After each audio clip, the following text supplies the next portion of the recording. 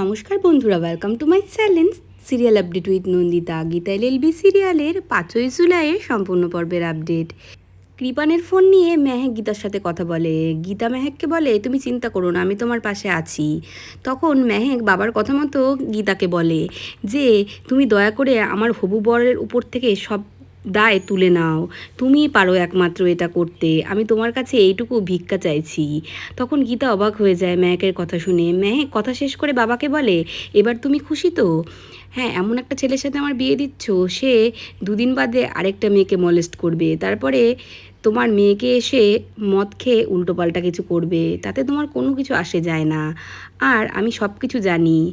এর মধ্যে সবচেয়ে উল্লেখযোগ্য ভূমিকায় আছে অ্যাডভোকেট তানভি মুখার্জি।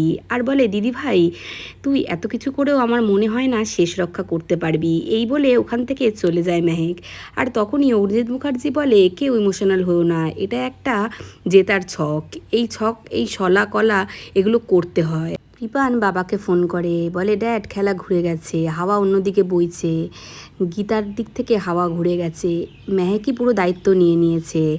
আর বাবা মেয়ের ইমোশনাল সিন, আর তার মাঝখানে গীতা ভোকাট্টা। এদিকে তানভি আর অগ্নিজিৎ মুখার্জি মেহেককে নিয়ে আসে পদ্মর কাছে আর বলে, ওই যে পদ্ম, যা। তখন তানভি বলে, ভাবছিস কি মেহেক, যা। তখন মেহেক বলে, হ্যাঁ যাচ্ছি। পদ্মকে ডাকে মেহেক গিয়ে পদ্মকে বলে, তোর কাছে একটা জিনিস চাইবো, দিবি? তখন পদ্ম বলে, আমি তোমাদের বাড়িতে পরিচারিকার কাজ করতাম, তাই দিয়ে আমার পেট চলতো। এখন উকিল দিদিমণির বাড়িতে গলগ্রহ, বলো আমার যদি কিছু পড়ে থাকে সেটা তোমাকে দিয়ে দেবো। তখন মেহেক বলে, তুই আমাকে কথা দে যে তুই না করবি না। উচ্চ আদালতে কৃপানের কেসটা উঠেছে, তুই কৃপানের বিরুদ্ধে আর সাক্ষী দিস না। কোর্টে দাঁড়িয়ে তুই বলবি তুই আজ অব্দি যা যা সাক্ষী দিয়েছিস সব মিথ্যে। তখন পদ্ম অবাক হয়ে যায়, বলে, কি বলছো তুমি? ওই লোকটাকে তুমি বিয়ে করবে যে আমাকে এত অপমান করেছে, এত অসম্মান করেছে? তখন মেহেক বলে, তুই আর কথা বাড়াস না, প্লিজ আমার কথাটা মেনে নে। মেহেক বলে, বাড়ি পরিচারিকার সাথে একটু অসভ্যতা করেছে, সেটা তো আড়াল করেই দেওয়া যায়, সেটা নিয়ে এত বাড়াবাড়ি করার তো কিছু নেই, আমি ওকে সত্যি ভালোবাসি। তখন পদ্ম বলে, তুমি ওকে ভালোবাসতে পারো না, তুমি মিথ্যে বলছো, আমি জানি। তখন মেহেক বলে, প্লিজ পদ্ম, তুই আমার এই কাজটা করে দে, আমি সত্যি কৃপানকে ভালোবাসি। পদ্ম তখন বলে, দেবনার সাক্ষী। আর তখন মেহেক বলে, থ্যাংক ইউ বলে ওখান থেকে দৌড়ে পালিয়ে যায়। তখনই গীতা আসে। পদ্ম গীতাকে বলে, তুমি ঠিকই বলেছো উকিল দিদি, মেহেক দিদিমণিকে সামনে রেখে ওরা কেসটা জিততে চাইছে। তখন গীতা বলে, ওরা ভালো খেলা খেলেছে, ভজন মিত্তির অগ্নিজিৎ মুখার্জির মেয়ে আর অগ্নিজিৎ মুখার্জি, কিন্তু ওরা এটা জানে না গীতা একাই 100। পদ্ম বলে, উকিল দিদিমণি তুমি এবার কি করবে? তখন গীতা বলে, সবই যখন মিটে গেল তাহলে ঢুকি আমি ওই বাড়িতে, বরণ টরণ হোক। পদ্ম বলে, কি বলছো উকিল দিদি, তুমি ও বাড়িতে যাবে? তখন গীতা বলে, হ্যাঁ, এবার চালের ওপর চাল দিতে হবে, ওরা দেবে নৌকার চাল আর আমি দেবো মন্ত্রীর চাল। গীতা বলে যে আমাকে মেহেকের সাথে ওই কৃপানের বিয়েটা ভাঙতেই হবে, তাই আমার নেক্সট প্ল্যান এটা। এদিকে ব্রজবালা আসে অগ্নিজিতের কাছে আর এসে বলে, অ্যাডভোকেট অগ্নিজিৎ মুখার্জি। আর তখন অগ্নিজিৎ মুখার্জি বলে, আপনি আমার মা নন। তখন বলে, ভাগ্যিস মা নই, তাহলে আমার লজ্জায় মাথাটা নিচে নেমে যেত। তখন অগ্নিজিৎ মুখার্জি বলে, নাটক না করে সোজাভাবে কথা বলুন। তখন ব্রজবালা বলে, সোজাভাবে বলবো কি করে, তুমি তো বেঁকিয়ে ধরছো সব কিছু। ব্রজবালা অগ্নিজিৎকে বলে, তুমি অ্যাডভোকেট নামের কলঙ্ক। তখন অগ্নিজিৎ মুখার্জি চিৎকার করে ওঠে। আর তখন ব্রজবালা মুখার্জি বলে, তুমি কাঠ চাপাতে যাচ্ছ কৃপান বন্দ্যোপাধ্যায়ের নামে, যার নামে এতগুলো ধারায় কেস চলছে। অগ্নিজিৎ মুখার্জি বলে, কৃপান এই কেস থেকে বেকসুর খালাস পেয়ে যাবে, গীতা কিচ্ছু করতে পারবে না। এদিকে তানভি এসে বলে যে গিনি মুখার্জির অন্ন উঠে যাবে এই বাড়ি থেকে, কারণ এই বিয়েটা চূড়ান্ত অসফল। সাত্বিক মুখার্জির সাথে যেভাবে গিনির বিয়ে হয়েছে, আর গীতা মুখার্জির বাড়ির কেউ এই বাড়িতে চিহ্ন পর্যন্ত থাকবে না, সব বের করে দেওয়া হবে। তখন ব্রজবালা বলে, তানভি। আর তখন তানভি বলে, হ্যাঁ ঠাম্মি। ব্রজবালা বলে, বুড়ো হারে আমি ভেলকি দেখাবো আর তোরা এই কেসটা হারবি। ঠাম্মি ওখান থেকে চলে গেলে অগ্নিজিৎ তানভিকে বলে, যে কোনো মুহূর্তে গীতা কেসটার মুখ ঘুরিয়ে দিতে পারে। তানভি তখন বলে, পারবে না, তোমার ওকালতির মুন্সিয়ানা আর আমার কুটকাচালি মিলে গীতাকে আমরা মাত করে দেব। এদিকে দীপা কোনো ক্লায়েন্টের সাথে কথা বলে আর সে বলে যে কেসটা নিয়ে আসবো। গীতা তখন বলে, হ্যাঁ আসুন, আর অপোজিটের যদি লয়ার অগ্নিজিৎ মুখার্জি হয় তাহলে আমি ওনার বিরুদ্ধে লড়বো, আমার নামটা ওনার কাছে আতঙ্ক হয়ে যাবে আর আমি ফ্রিতেই লড়ে দেবো। এদিকে গিনি আসে গীতার কাছে। গীতা গিনিকে দেখে বলে তুই, তখন গিনি বলে তুই এক কেস লড়তে কত ফিস নিস? আর তখন গীতা বলে কেসের ওপর নির্ভর করে।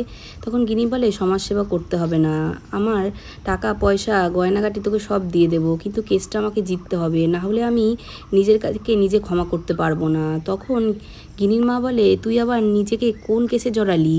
তখন গিনি বলে আমি কোনো কেসে জড়াইনি, আমি কিচ্ছু করিনি, আমি একজন হতভাগী, একটা ভুলের প্রায়শ্চিত্ত করে যাচ্ছি গত 1 বছর ধরে। সেই ভুলটা হচ্ছে সাত্বিক মুখার্জির সাথে বিয়ে আর নাম ভাঙিয়ে ওর সাথে প্রেম করা। গীতার মা বলে কি হয়েছে গিনি বল? তখন গিনি বলে আমাকে নোটিশ ধরানো হয়েছে, ওই বাড়িতে সবাই অ্যাডভোকেট না, সবাই আমাকে ঘিরে ধরেছে মা, সবাই আমাকে ডিভোর্স দিতে বাধ্য করছে।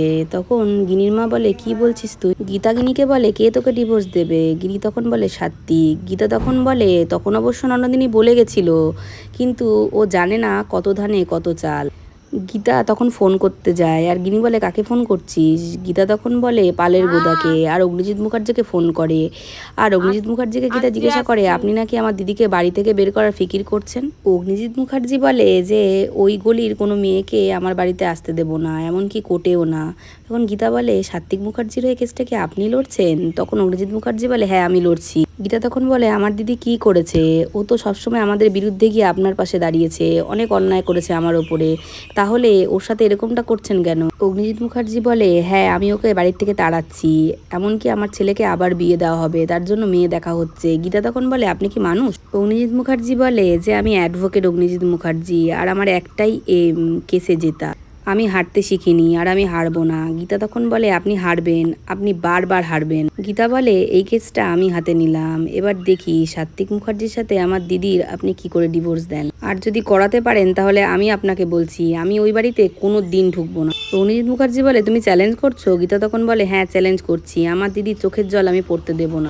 গীতা বলে আমি ওই বাড়িতে দিদিকে পাঠাচ্ছি। তখন অগ্নিজিৎ মুখার্জি বলে না ওই বাড়িতে ঢুকতে দেবো না, ঢুকলে এই বাড়ি থেকে ঘাড় ধাক্কা দিয়ে বের করে দেবো। গীতা বলে ঠিক আছে সব কিছু আইনিভাবে হবে, লোকাল থানা কোর্ট অর্ডার সব পাবো, তারপরে আমার দিদিকে আমি ওই বাড়িতে নিয়ে আসবো, তারপর আমি আপনার কাছে আসবো অগ্নিজিৎ মুখার্জি। তখন অগ্নিজিৎ মুখার্জি বলে কি কোথায় আসছো?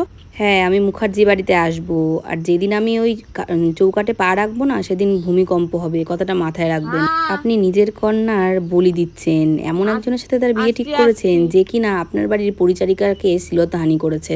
এখন তো আপনার নৈতিক চরিত্র নিয়ে আমার সন্দেহ হচ্ছে। ছি। অগ্নিজিৎ মুখার্জি বলে এই মুখ সামলে কথা বলো তুমি, তোমার কোনো অধিকার নেই। গীতা তখন বলে অধিকার আছে, এই মুহূর্তে আপনি আমার শ্বশুর মশাই, আর আমি আপনাকে টিচ করতেই পারি। অগ্নিজিৎ মুখার্জি বলে কি লেসন দেবে তুমি আমাকে? তখন গীতা বলে আপনাকে শুরুর থেকে লেসন দেবো আমি। প্রথমত সদা সত্য কথা বলিবে, আর দ্বিতীয়ত সদা সৎ পথে চলিবে। গীতা গিনিকে বলে তোর বরকে একটু টাইট দেওয়া দরকার, স্ক্রু টাইট। গীতা সাত্বিককে ফোন করে বলে ছোটবেলায় শুনেছি যদি কাউকে ভূতে ধরে তাহলে তাকে ওঝা ডেকে ঝ্যাটাপেটা করা হয়, আপনাকে ধরে আমি ঝ্যাটাপেটা করব। তখন সাত্বিক বলে গীতা, আর তখন গীতা বলে আমি আপনার সঙ্গে আমার দিদির ডিভোর্সটা হতে দেব না। তো বন্ধুরা আজকের ভিডিওটা এই অবধি। গীতা এলএলবি সিরিয়ালের আগাম আপডেট পেতে অবশ্যই চ্যানেলটিকে সাবস্ক্রাইব করে পাশে থাকবেন।